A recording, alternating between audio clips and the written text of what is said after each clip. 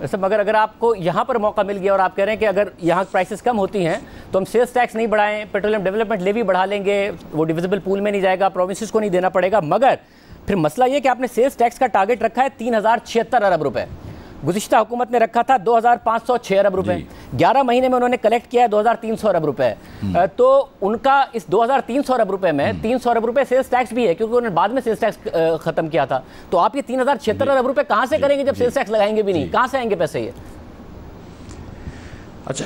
अच्छा, मैं first of all ये नहीं कह रहा हूँ कि हम सेल टैक्स नहीं लगाएंगे और हम लेवी लगाएंगे, हम कॉम्बिनेशन देखेंगे जहाँ पे हमको समझ में आता है। जो दूसरी गुजारिशें देखें वो तो सीधा सीधा हिसाब किया है। हमारा इस साल जो था वो 48% पैसे जो थे वो सेल्स टैक्स, 48% पैसे जो टैक्स के हमारे आए हैं वो पोर्ट से आए हैं, और 52% पैसे जो हैं वो तकरीबन डोमेस्टिक उससे आए हैं। और इनफैक्ट पिछले साल जो है ये रवा माली साल के अंदर सेल टैक्स डोमेस्टिक कम हुआ था। हमने सिर्फ इसको इन्फ्लेशन से बढ़ाया है, जीडीपी ग्रोथ से बढ़ाया है, और वो कंजर्वेटिव जीडीपी ग्रोथ से बढ़ाया। हमने 5 से भी नहीं बढ़ाया, हमने अपनी जो रेवेन्यू की हमने प्रोजेक्शन करी है हमने 4% से बढ़ाया है। लेकिन साथ साथ हमने इंपोर्ट को भी बढ़ाया है, हमने कंप्रेशन भी लिया है उसके अंदर के जो इंपोर्ट है वो 5 बिलियन से कम होगा, और करेंसी जो है वो भी हमने ली है, और वो भी हमने कोई बहुत ज़्यादा उसकी डिवेल्यूएशन नहीं ली है। तो हमने उसको देख कर एक तखमीना लगाया, and we think that's a very robust estimate. हम इतना तो आराम से कर लेंगे इंशाल्लाह। सर रोबस्ट नहीं, अनरियलिस्टिक लग रहा है।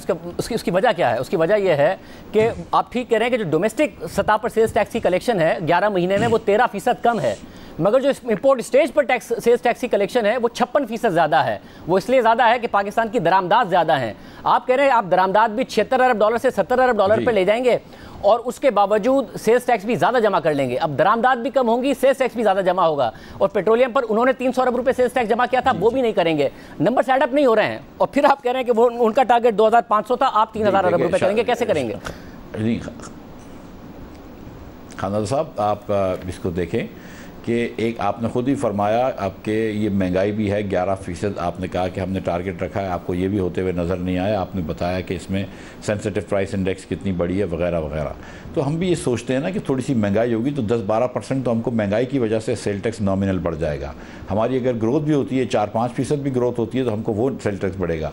फिर इसी तरह इंपोर्ट के अंदर हमने रुपये में डॉलर में कंप्रेशन होगा, लेकिन प्रॉबली अगर रुपया 2-5% डिवैल्यू हो जाता है तो हमारा रुपये में ज़्यादा नंबर आ जाएगा, तो वो भी हमको ग्रोथ मिलेगी। तो हमने ये मतलब इसमें कोई, मैं आपको बताऊं, इसमें कोई आई वॉश नहीं है, ये एकदम रोबस्ट तरीके से एस्टिमेट किए गए नंबर्स। वैसे मगर आप 5% अगर रुपया गिरेगा, आप साथ में तकरीबन 10% इंपोर्ट्स की कंप्रेशन देख रहे हैं, तो आप रुपये को एग्जैक्टली कहाँ देख रहे हैं कि आपको कॉम्पेंसेट करेगा वो?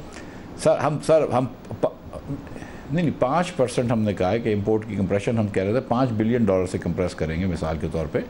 10% नहीं गिन रहे हम कंप्रेशन, क्योंकि 76 से आप 76 से 70 अगर गिन रहे हैं तो एक्सपोर्ट होगी तो क्लोज टू 10% होता है, बट चले 8-9% ठीक है। फिर भी हाँ 5 मतलब ये मतलब एक्चुअली उस जब हमने एस्टिमेट किए थे तो 75 से हमने $5 बिलियन की कंप्रेशन लगाई है, और उसके ऊपर आप देख लीजिए कि हमने थोड़ी सी डिवेल्यूएशन लगाई है, और उसके अंदर इंटरनेशनल प्राइस भी है। आप ये भी देखें ना कि कितनी प्राइसेस भी बढ़ी हैं इंटरनेशनली, तो उसके अंदर भी हमको लगता है कि हमको सेल टैक्स तो हमको आई एम वेरी कॉन्फिडेंट कि सेल टैक्स इससे ज़्यादा नंबर लेके देंगे हम। आपने जो इन्फ्लेशन का इम्पैक्ट करे, इन्फ्लेशन तो तहरीक इंसाफ के दौर में भी ज़्यादा थी ना, 11% की इन्फ्लेशन है, बट सेल्स टैक्स में डोमेस्टिक सतह पर 19% की डिक्लाइन है डिस्पाइट इन्फ्लेशन।